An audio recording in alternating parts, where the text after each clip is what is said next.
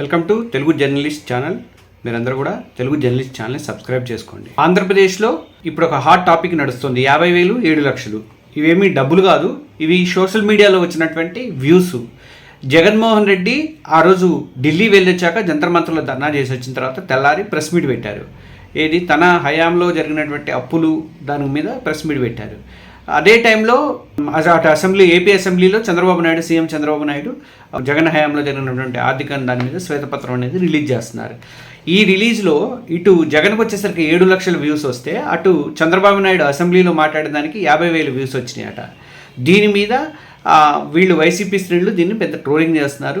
మాకు వచ్చింది చూసారా అని చెప్పేసి, ఎక్కువ వ్యూస్ వస్తున్నాయని చెప్పేసి. ఇది ఏంటి అసలు, ఈ వీడియో ఏంటి, జగన్ క్రేజ్ మళ్ళీ పెరిగిందా ఏంటి అనేది నేను ఈ వీడియోలో వివరిస్తాను. ప్రతి ఒక్కరు కూడా మన ఛానల్ని సబ్స్క్రైబ్ చేసుకోండి. ఎన్నికల టైంలో జగన్ ఒకటే మాట అనేవాడు ప్రచారంలో, నేను అభిమన్యుడిని కాదు అర్జునుడిని, అందరిని ఎదుర్కొంటా, అందరిని ఎదిరిస్తా అన్నట్లు మాట్లాడేవారు. కానీ ఎన్నికల్లో ఓడిపోయిన తర్వాత వై నాట్ 175 అంటే జనమేమో 11 ఇచ్చేసరికి దాంతో ఆయన అభిమన్యుడా అర్జునుడా అనేది పక్కన పెట్టి అసలు సన్యాసం చేసేసి ఆయన తాడేపల్లి టు బెంగళూరు, బెంగళూరు టు తాడేపల్లి చక్కర్లు కొట్టాడు. మధ్యలో ఒక్కసారి తన కొంచెం మైలేజ్ కోసం అని చెప్పేసి ఒకసారి ఢిల్లీ వెళ్ళొచ్చి జంతర్ మంతర్ దగ్గర ధర్నా కూడా చేశారు. ఆయన ఢిల్లీలో ధర్నా చేసినా అది కూడా తన స్వార్థం కోసమే చేశారన్న టాక్ అయితే నడిచింది. జనం సమస్యలు కానీ, లేకపోతే సూపర్ 6 అమల మీద కానీ, కూటమి వైఫల్యాల మీద కానీ మాట్లాడకుండా, జనం సమస్యల మీద మాట్లాడకుండా, తన పార్టీకి ఏదో అన్యాయం జరిగిపోతుంది, తనకేదో అన్యాయం జరిగిపోతుందని జగన్ ఇప్పుడు కొత్త ప్రచారం అందుకున్నాడని చెప్పేసి ఆయన మీద విమర్శలు కూడా వచ్చినాయి. మళ్ళీ ఇప్పుడు జగన్ లైమ్లైట్లోకి వస్తున్నారు. ఆ ప్రెస్ మీట్ పెట్టిన తర్వాత దానికి వచ్చినటువంటి వ్యూస్ వైసీపీ శ్రేణులకి పెద్ద బూస్టింగ్ అయిపోయినాయి. ఇప్పుడు అసెంబ్లీలో ఆర్థిక శ్వేతపత్రం విడుదల చేసినప్పుడు చంద్రబాబు నాయుడు మాట్లాడితే ఆయనకి 50,000 వ్యూస్ రావటము, తర్వాత జగన్ ప్రస్తుతం అదే టైంలో నా అప్పుల్ని అంతంతా పెంచుకుంటూ పోతున్నారు, వాస్తవం ఇది అని చెప్పి ఆయన పవర్ పాయింట్ ప్రజెంటేషన్తో ఆయన చూపించినప్పుడు దానికి 7 లక్షల వ్యూస్ రావడం అనేది ఆ రోజు అన్ని ఛానల్స్ ప్రచారం చేసినాయి. కానీ ఈ ఛానల్స్లో వ్యూస్ తగ్గడము, వ్యూస్ పెరగడం అనేది ఇప్పుడు పెద్ద చర్చ అయిపోయింది. అంటే జగన్కి మన ఏమాత్రం కూడా ఏపీలో క్రేజ్ తగ్గలేదని చెప్పేసి వైసీపీ శ్రేణులు దాన్ని ప్రచారం చేసుకుంటున్నాయి. అంతేకాదు నిన్న బుధవారం నాడు ఫుల్గా జనం కూడా బాగా క్యూ కట్టారు, జగన్ ఇంటికి క్యూ కట్టారు, తమ సమస్యలు చెప్పుకోవడానికి క్యూలు కట్టారు. వాళ్ళలో ఎక్కువ మంది వైసీపీ అభిమానులు లీడర్లు ఉండుండొచ్చు, కానీ జనం కూడా వచ్చి తమ సమస్యలు చెప్పుకుంటున్నారు. వాళ్ళకి కొంతమంది బాధితులు తమ సమస్యలు చెప్పుకున్నారు. ఇది ఆశ్చర్యం అనిపించింది. ఎందుకంటే గత 5 ఏళ్లలో జగన్ ఎప్పుడూ కూడా ఇట్లా జనాన్ని ఇంత పెద్ద ఎత్తున కలుసుకున్నా పోలేదు.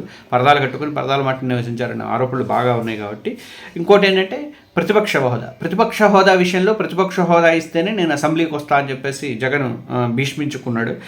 ఏపీ హైకోర్టులో అప్పీల్ కూడా చేశాడు. దాని మీద ప్రస్తుతానికి స్పీకర్కి నోటీసులు వెళ్ళి కోర్టు ఏం ఆదేశిస్తాలనేది తర్వాత సంగతి అది. కానీ అసెంబ్లీలో నీకు ప్రయారిటీ ఇస్తాము, నువ్వు వచ్చి మాట్లాడు, ప్రతిపక్ష హోదా లేకపోయినా సరే మీ సభ్యుల పరంగా మీకు ప్రయారిటీ ఇస్తాము, వచ్చి మాట్లాడండి అని చెప్పేసి కూటమి ప్రభుత్వం ఒక ఆఫర్ ఇచ్చినట్టుగా మనకి తెలుస్తుంది. 2 సార్లు అసెంబ్లీ సమావేశాలు జరిగినాయి. ఈ 2 సార్లు అసెంబ్లీ సమావేశాల్లో కూడా జగన్ ఫస్ట్ రోజు మాత్రం వచ్చారు. ఆ రోజు ప్రమాణ స్వీకారం చేయడానికి వచ్చారు. తర్వాత అసెంబ్లీ గవర్నర్ ప్రసంగం జరుగుతున్నప్పుడు దానికి నిరసన తెలియజేయడానికి 2 సార్లు మాత్రం వచ్చారు. తర్వాత అంతా మొత్తం డుమ్మా కొట్టేశారు. దాంతో ఆయన మీద విమర్శలు వచ్చినాయి. షర్మిల అయితే ఏకంగా అసలు ఆయనకి పనికిరాడు, అసెంబ్లీలో ప్రతిపక్ష హోదా వస్తేనే నేను వస్తానని చెప్పి మారం పెడుతున్నాడు, ఆయన అసలు పులివెందుల ఎమ్మెల్యేకి కూడా పనికిరాడు అసలు అని చెప్పి ఆమె విమర్శలు కూడా చేసింది.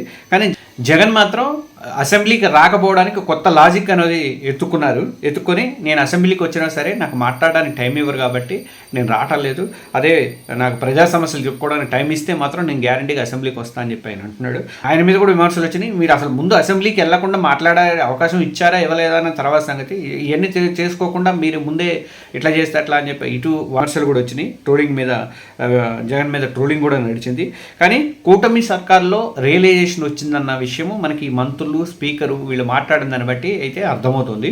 ఎందుకంటే జగన్కి ప్రయారిటీ ఇస్తాము, వాళ్ళకి ఉన్నటువంటి సభ్యుల ప్రకారం ఇస్తాము, వాళ్ళకి టైం ఇస్తాము, మాట్లాడేందుకు మైక్ ఇచ్చే బాధ్యత నాది అని చెప్పేసి ఆయన స్పీకరు అయ్యన్న పాత్రుడు స్టేట్మెంట్ ఇవ్వడం అనేది మనకి ఇప్పుడు గమనించాల్సిన విషయము. తర్వాత నేను బాధ్యత తీసుకుంటా ఆ విషయంలో అని చెప్పేసి ఆయన స్పీకరు అయ్యన్న పాత్రుడు చెప్పారు. సో ఇక జగన్కి ఎలాంటి సాకులు లేకుండా అసెంబ్లీకి కంపల్సరీగా వెళ్లాల్సిన అవసరం అయితే ఏర్పడింది అనుకోవాలి.